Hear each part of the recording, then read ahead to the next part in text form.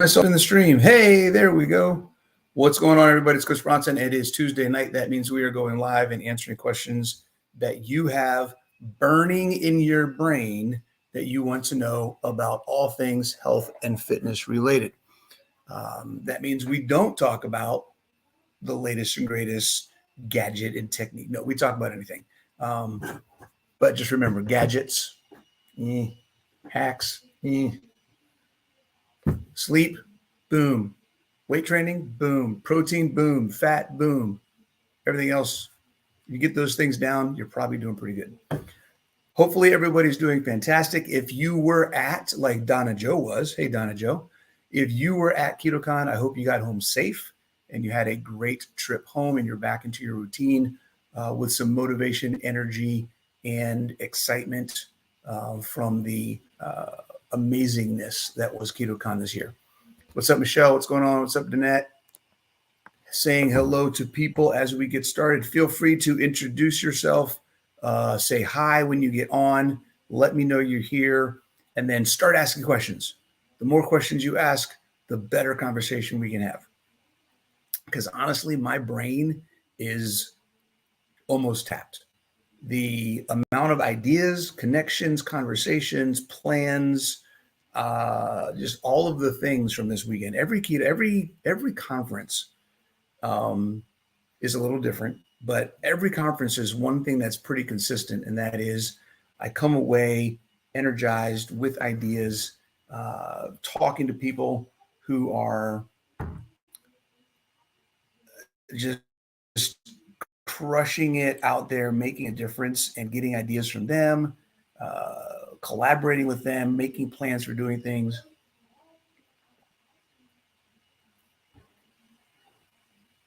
Oh, I was really thirsty. It's just always amazing. It's always amazing. And I spent the last several weeks planning for a bunch of things. So there's a lot of stuff going on. You guys have heard me talk about the conference that's coming up. Okay. Antithetic Baltimore, we're planning it. It is going to be absolutely phenomenal. We just added another speaker today, which I'm not going to tell you who it is.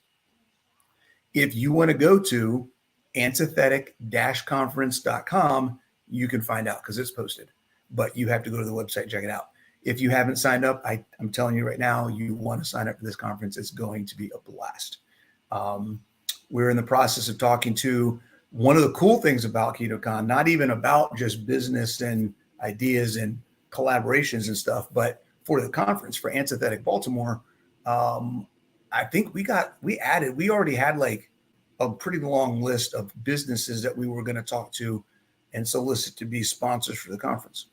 That list doubled over this weekend. Not only did it double, but we got a lot of people that expressed a high level of interest in being there.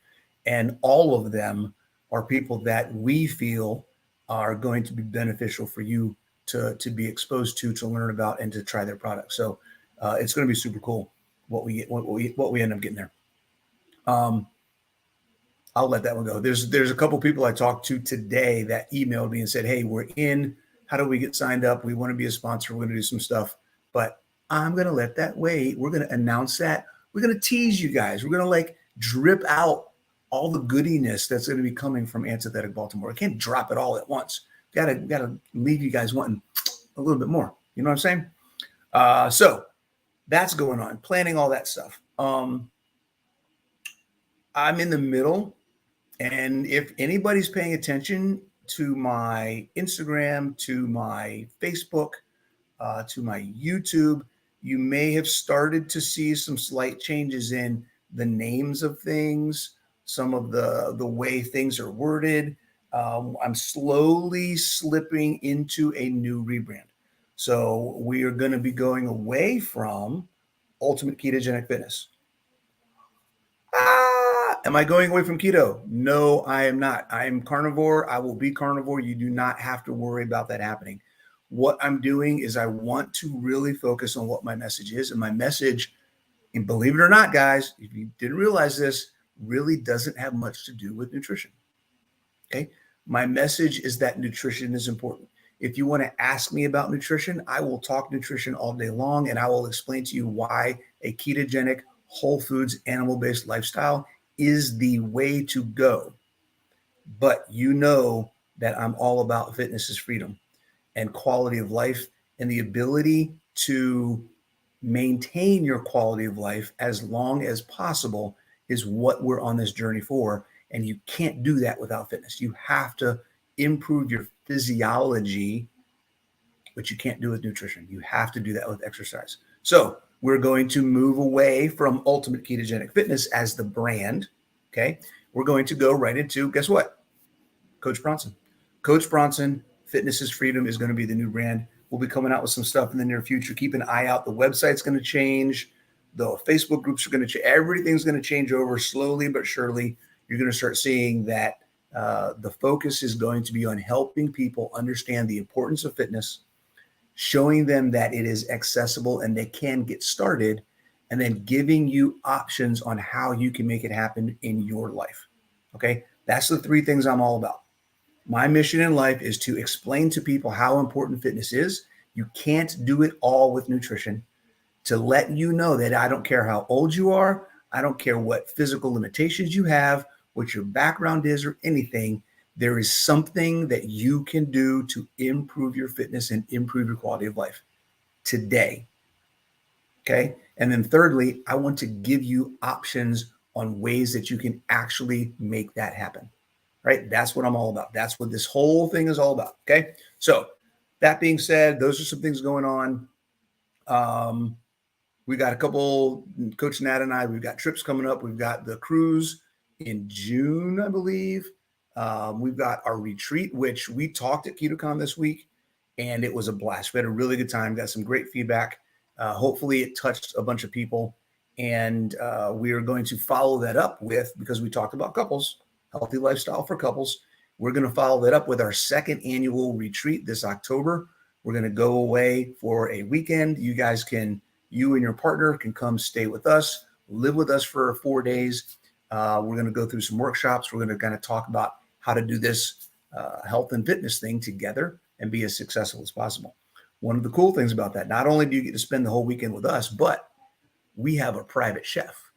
We have someone who is got a lot of experience in the luxury private chef. She was a yacht chef. Okay. She knows her stuff, and she's keto carnivore. Okay. She's going to be with us the entire weekend doing all the cooking for us. So you're going to not only experience chef quality food, but you're going to learn. She's going to do a couple workshops, show you guys how to do some stuff, how to make carnivore easy, how to give you some tools that you can take home and cook some really fantastic meat-based meals that you will not get tired of. Okay. So that's some stuff going on. All right. Where do we get started? All right, let's see. We got questions. Who's on here today? Health Hackers Podcast. What's going on? Full Face of Carnivore. I love that name. That's awesome. All right. That's on Instagram. Instagram, folks, I haven't seen a question yet. Somebody on there asked me a question. Let's see what we got here on the Facebook and the YouTubes. All right. Pamela's on. What's up, Pamela? Keith, how you doing? Mary. All right. We got questions. All right. What's the first question we got here? Pamela, how did you give up alcohol? How did I give up alcohol?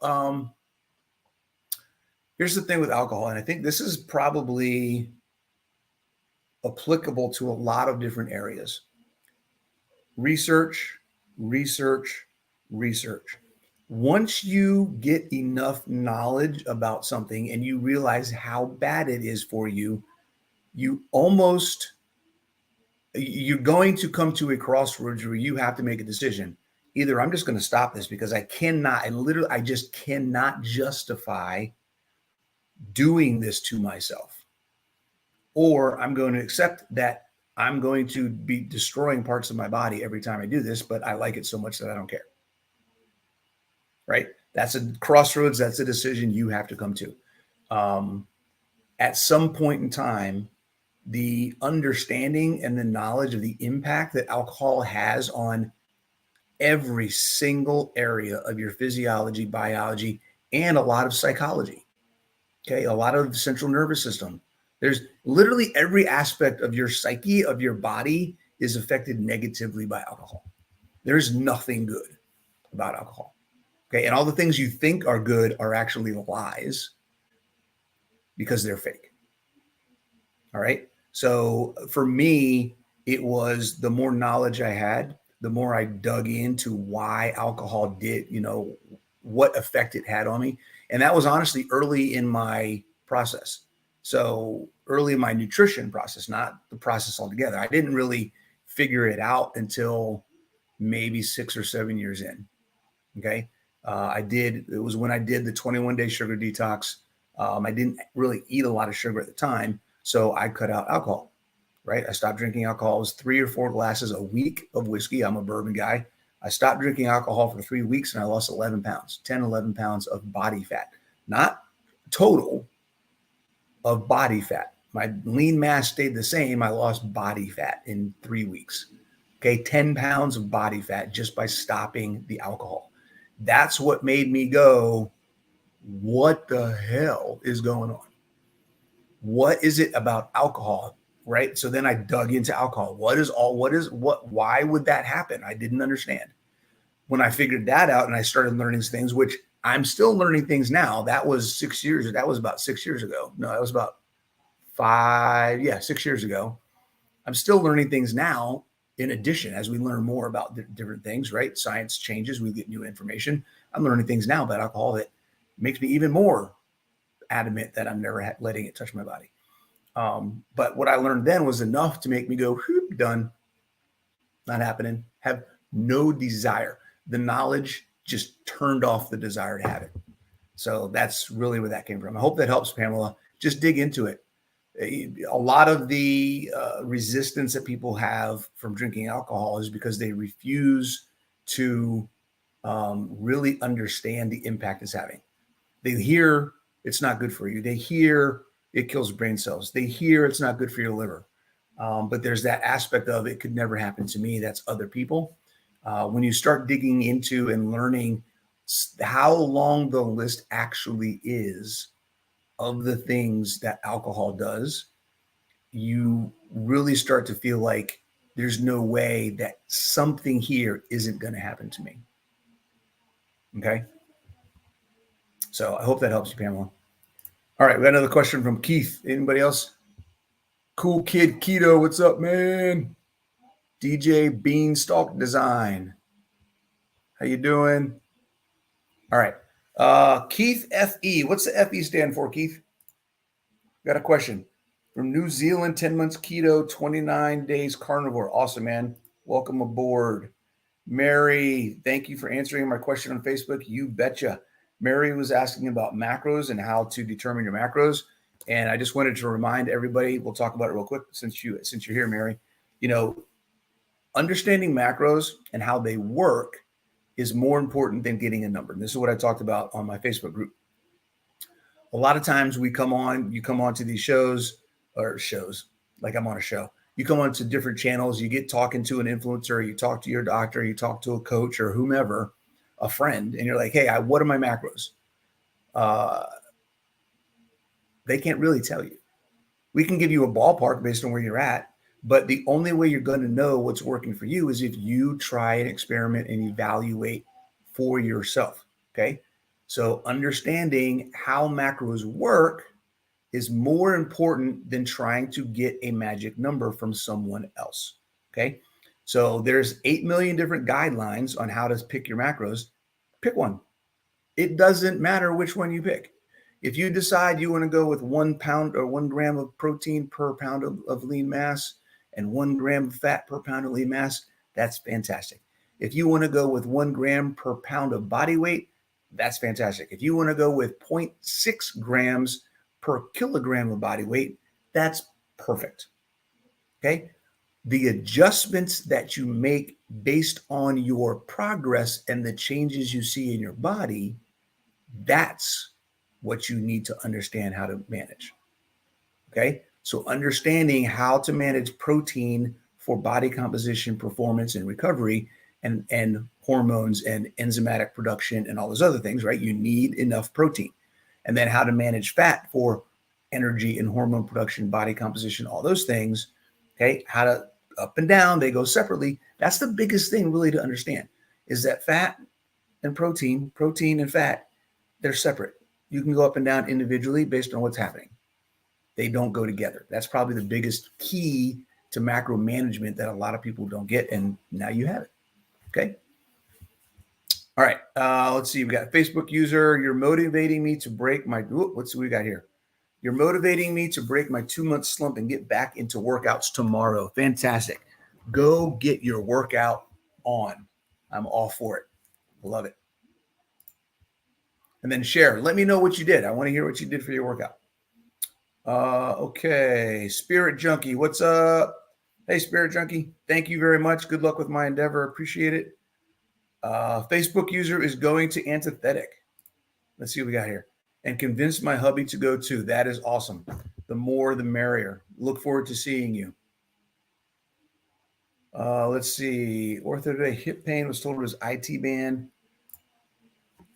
Okay. Should he just stick to stretching lower body for now? Okay. I would recommend going to a physical therapist and having them work on stuff, because many times, particularly with IT band, it's not the IT band. Most of the time with mobility related injuries, the issue is not the cause. Okay. It could be a hip problem, a knee problem, an ankle problem, a lower back problem. Okay. It could, if it's on his right leg, it could be something that's going on with his left hip. Okay. So I would highly recommend that he go get evaluated, not by an ortho. Okay. Here's another unknown fact. Orthopedic surgeons are not often the best people to go to diagnose movement and mobility dysfunction. Okay. Orthopedic surgeons are trained on how to repair orthopedic injury, not diagnose the cause of the injury. Okay. If you're having a mobility movement dysfunction, injury, pain, something's not working right, you're not sure what's going on, go to a physical therapist. That's what they do. They are trained to figure that kind of stuff out. That's who I would start with. Okay. So find a physical therapist that you know that's local and talk to them. And I'm pretty sure they'll help you figure out what's going on and give you a treatment plan to help fix it. That's the other part of it. Orthos can't give you a treatment plan. They don't know how to fix anything. They know how to surgery things, right? I just put that together, but that's, you know what I mean, right? They can cut you open and fix something, put some screws in you, staple some stuff together, wire tape you, whatever, but they're not going to be able to fix your movement. And that's what your husband needs. Hope that helps. Okay, Keith. Oh, we got another good question here. Let's see. Keith is asking, what are some good strength training exercises for mature adults? You ready for this one? All of them. Okay. Strength training is strength training. You have 7 essential movements. You need to be able to squat. You need to be able to hinge. You need to be able to push, pull, twist, carry, lunge. You need to be able to do all those things. So doing all of those things with weight is even better.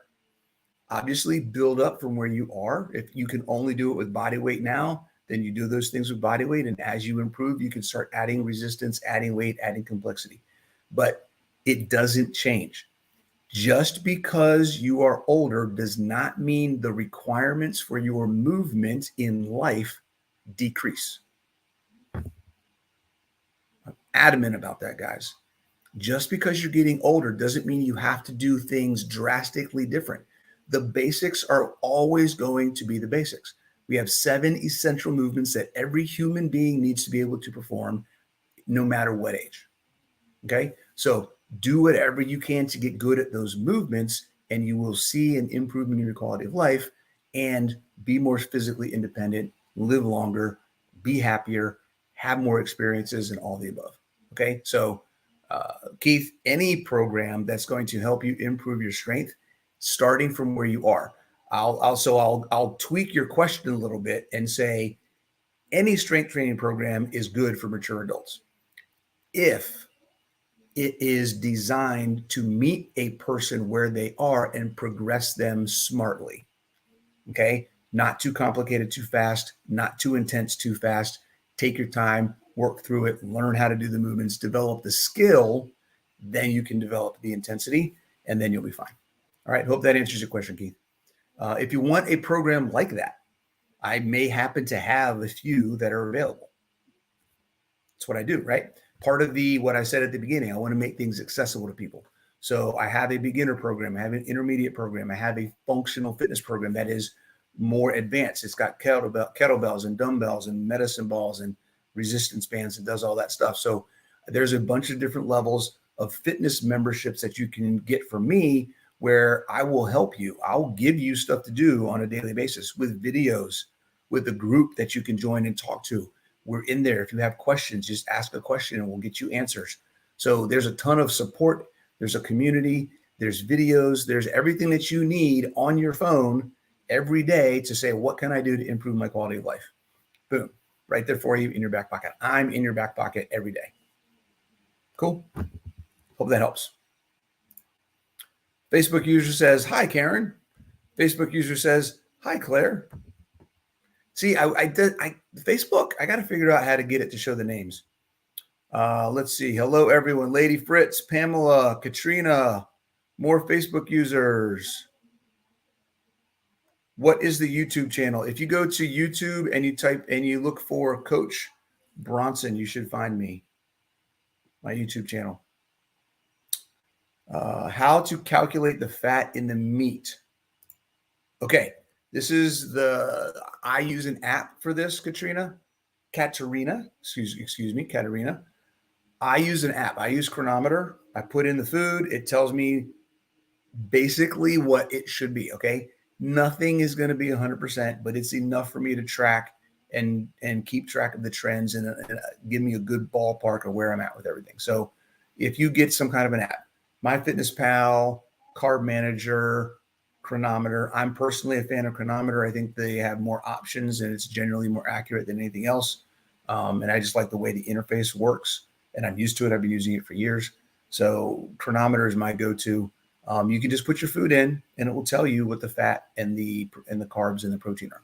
Okay. Let's see. DJ Beanstalk Design. Let's see. Does that mean you can kick us in the butt every day if you're in your back pocket? That is awesome. Yes, I'm in your back pockets and my app is kicking you in the butt. Absolutely. All right. Facebook user, thanks. He did get the referral for PT and the hip x-ray was clear. Good. So the hip x-ray is clear. Okay. This is another fantastic thing. The hip x-ray is clear. That's great. Go to the PT and ask about how his movement is, right? How am I moving?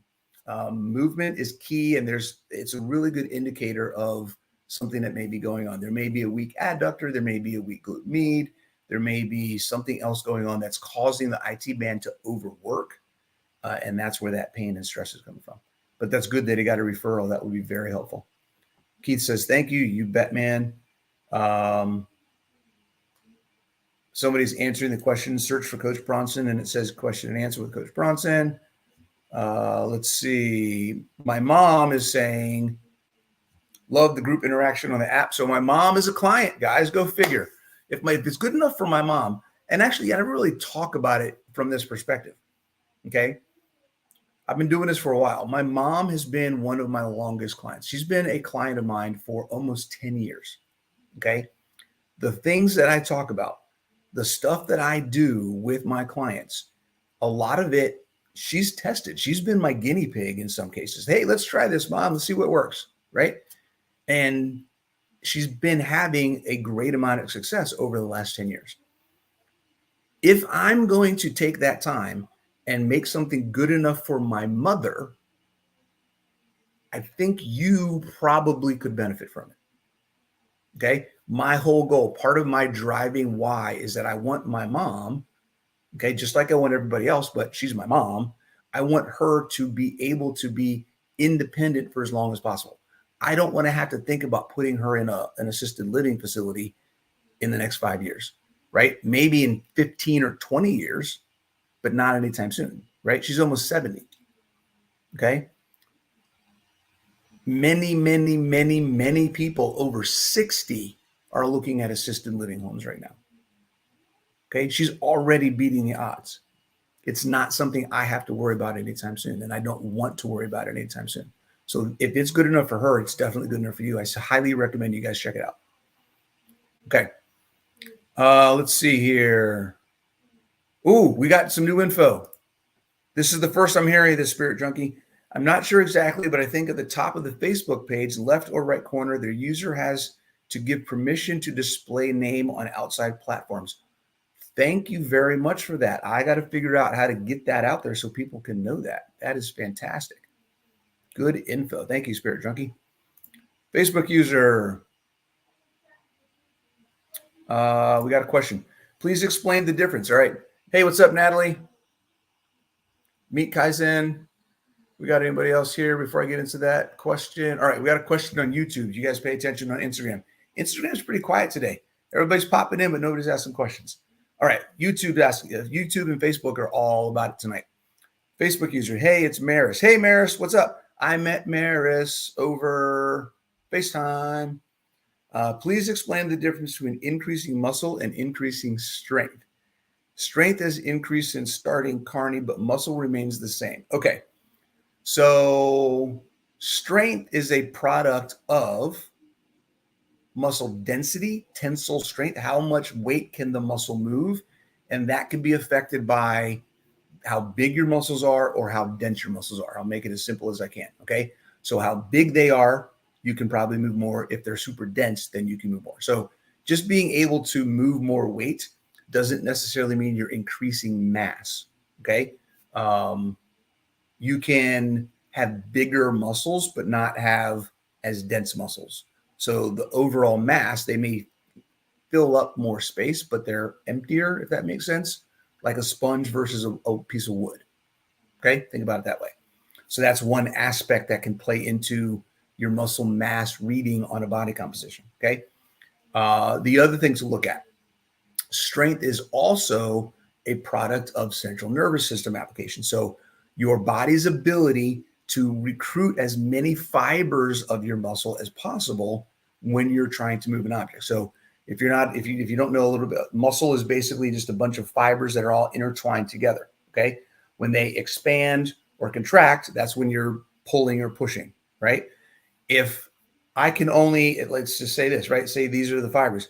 If my brain can only activate half of the muscles, I'm only going to get half the work. When my body can do when my brain can activate all the muscle fibers, then I can do more work. And that's the other aspect of strength. So that is developed through practice and continued application of doing the movement. So the more you push weight, the more you tell your brain, I need to get every ounce of strength out of my muscles. I need every muscle fiber activating as much as possible, as often as possible. That's where you get strength. You just haven't developed a lot of muscle yet.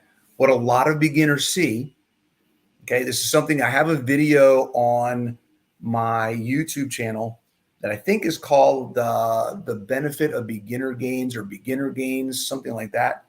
And I think it has beginner gains, beginner in the title. And it talks about when you're just getting started, most of the work that you're doing is happening up here and not happening in your muscles. Your brain is getting acclimated. You're turning on neural pathways. You're turning on the activation of your central nervous system to tell your body to start doing things better. Okay, so that happens, and then the muscle gain starts happening, and then the improvement in your metabolic function happens, and all that other kind of stuff. So there is a learning curve and a brain development that has to happen first, which is another really good segue into why exercise is fantastic for brain health. The more you exercise, the more you activate your central nervous system, which is controlled by your noggin. Okay. So exercise is fantastic for brain health, partly because of that. Okay. Hope that answers that question, Maris.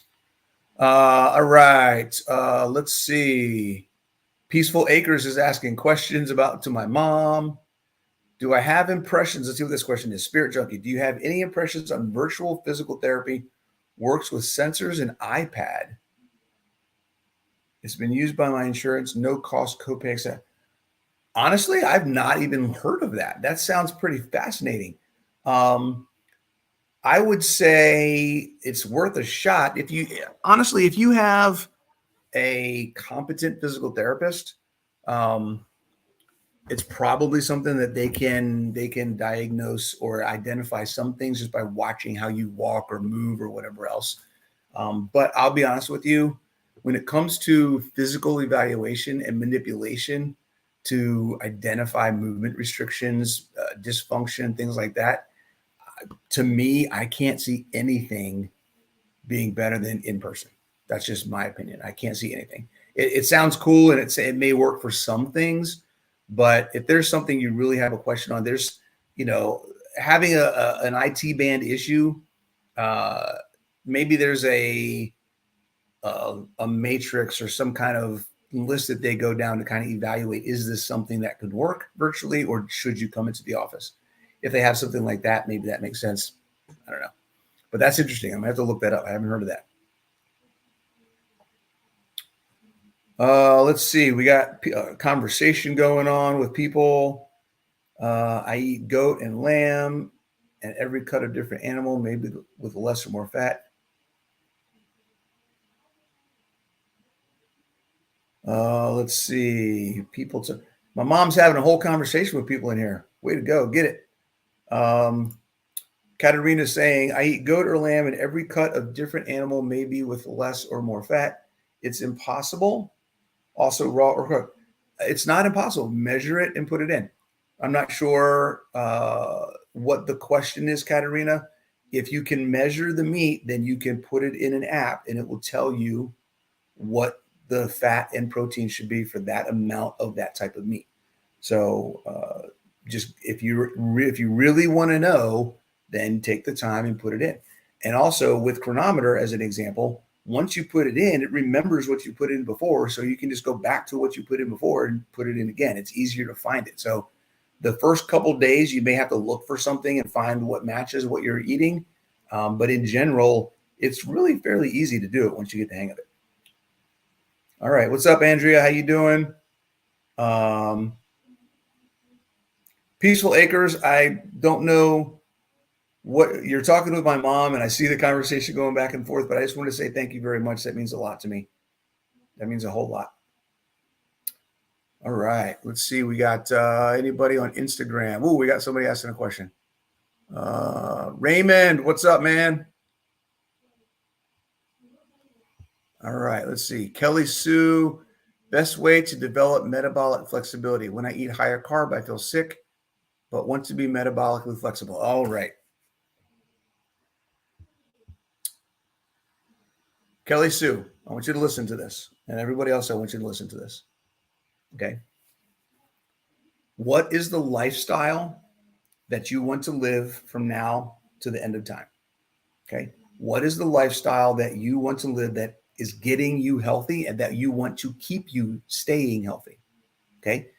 If that doesn't include carbs or it includes low carbs, then there is no need to include carbs to maintain a concept that doesn't have any application. Okay. And I'm going to be very clear when I say this. The concept of metabolic flexibility is flawed in the idea that you have to eat carbs in case you ever want to eat carbs. If you are keeping carbs low and you plan on it being your lifestyle, then why do you need to be ready to eat carbs? Okay. That's like being an alcoholic and saying, I'm no longer going to drink, but just in case I have a drink, I don't want my liver to get too shocked the next time I have a drink. So every couple of weeks, I'm going to have a drink. It doesn't make sense. Okay. If you want to include carbs, just include carbs. It doesn't need to be something that you cycle on. There's no need to develop or claim some scientific purpose for it. Okay. Metabolic flexibility is easily attained. Eat fat, eat protein, live your life. Okay. Metabolic flexibility is not about your body's ability to utilize exogenous carbohydrates. Okay. That is gut flexibility. That is your gut's ability, your stomach's ability to digest carbohydrates. You will always be metabolically flexible because your body produces glycogen and metabolizes it as part of its normal everyday processes. You don't need to train your metabolism how to process and utilize glycogen. It does it every single day. Okay? When people talk about metabolic flexibility in the terms of I want to eat carbs so I can be flexible, that isn't metabolic flexibility. That is gut flexibility. That is, can I eat carbs and convert those carbs into fuel for my body to use? Okay? If that's what you want to do and you want to maintain a better ability to do that, fantastic. Have a blast. I have no problem with that. A lot of people just want to have carbs in their diet and they want to do 25, 50, 100, 150 grams of carbs a day. Have a blast. I'm hoping that you're doing it with whole food natural carbs and you're not doing it with chips and french fries, right? But that's totally up to you. Some people feel like they need those additional carbs just to make it sustainable. Have a blast. No problem. Don't think you're doing it for a scientific need, though. There is no scientific need for carbohydrates. Please remember that. Okay. The best way, we're going to segue into my favorite topic, the best way to maintain metabolic flexibility, and this is how I use the term, is in your body's ability to access the fuel that it needs quickly and efficiently when you're doing work. Okay. Metabolic flexibility, your body's ability to access fat and access glycogen when you're exercising. Okay. I'm exercising. I'm doing high glycolytic work. I'm doing high oxidative work. Okay. I want to utilize fat. Oh, I want to utilize glycogen. Oh, I want to utilize fat. Your body's ability to switch back and forth between the two from what it's creating on its own. Okay. That's metabolic flexibility. Cool. Hope that helps, Kelly. There is no, I was having a conversation with Coach Nat about this earlier. She had a couple, because she's doing a Q&A in her group right now. She had a question, a couple of people asking about carbs, same kind of thing, but more from a menopause perspective. And we just had the conversation. It's like, look, it doesn't matter how old you are, how young you are, how healthy you are, how sick you are, how active you are, how inactive you are. There is no case where carbs are the answer. Okay. A lot of people lately are talking about you need carbs to reduce cortisol. You need carbs because you shouldn't be in ketosis all the time, and you need the insulin spike to kick you out of ketosis. Blah blah blah blah blah. You can do the exact same thing with fat and protein combined in a good bolus in a meal. You can eat fat and protein in a meal and kick yourself out of ketosis. You can go work out and kick yourself out of ketosis. You don't have to eat carbs for that to happen. Okay, something to think about. If you want to, though, now again, you don't have to. This is based on what you want to do. It's not what I would choose to do. If you decide that you want to utilize carbs in that way, fantastic. Have a blast. Go do that. If you decide that I really don't want to do carbs, but I'm still worried about these issues, then don't worry, because you don't need the carbs for those issues. Okay, it's all good, guys. It's all good in the neighborhood. Hope that helps, guys. All right. Let's see. Any other questions? Carnivore Werewolf says he feels better with no carbs. I feel so much better with no carbs. I know what you mean. Huh. Lady Fitzader. The only scenario to go back to carbs would be if they cut off our meat supply. I can tell you right now, there's no way they're cutting off our meat supply, because there would be mayhem in the streets.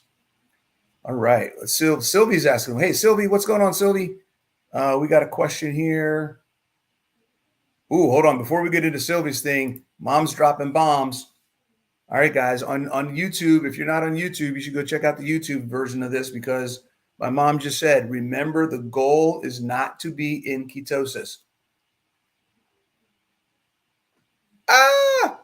What does that mean? But ketosis is what it's all about.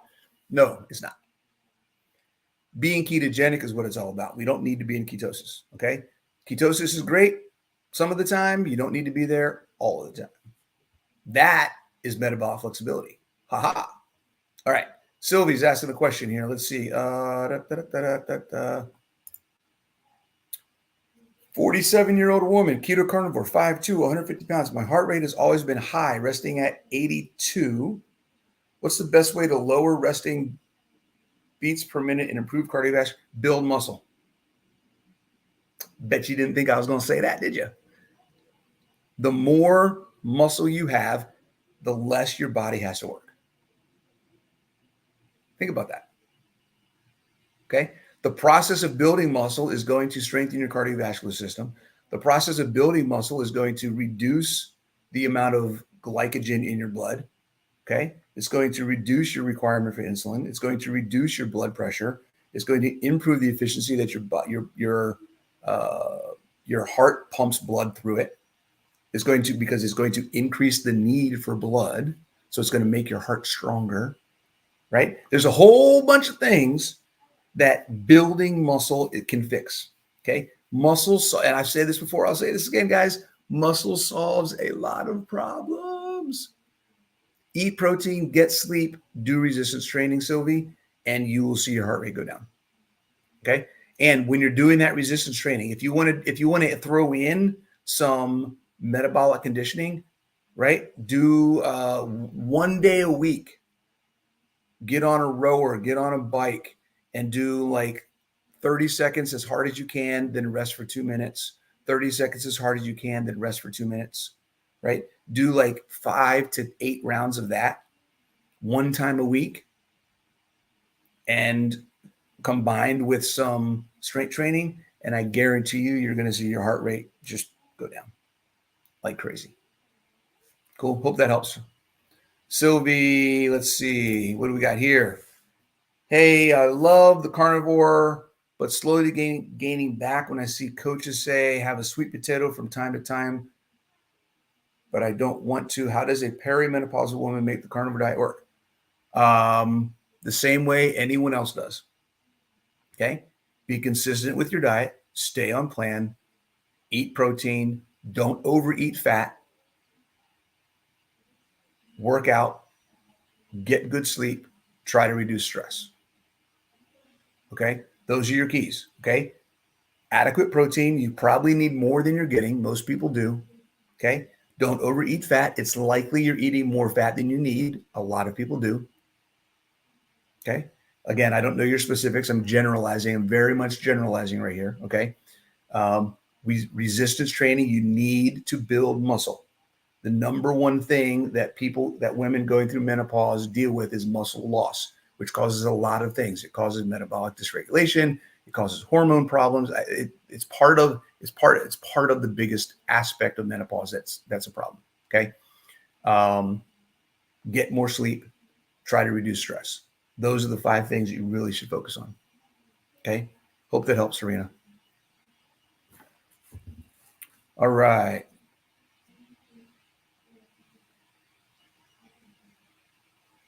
Bubbles has no rules. I really can't speak to heart conditions. Anything is possible. And I'm not sure what you're asking can help improve your husband's issue. If it's the nutrition, if it's the exercise, whatever. I definitely think that exercise, I don't know, outside of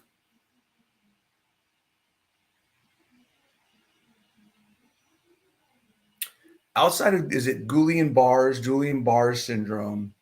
There's not very many medical issues that I can think of where physical activity isn't going to help some aspect of that issue. Okay. So just something to think about. Talk to your doctor, obviously. But it's hard for me to say that that exercise is a bad thing in most circumstances. Okay. All right, guys, we are at 45 minutes. This has been fantastic. I'm not sure what's up with Instagram, Facebook, and YouTube. You guys get the gold stars for today because Instagram didn't ask any questions. I think I got 1 question on Instagram. So Instagram, you guys do better next week. All right. YouTube and Facebook, keep it up. I'll see you all next week. Have a blast.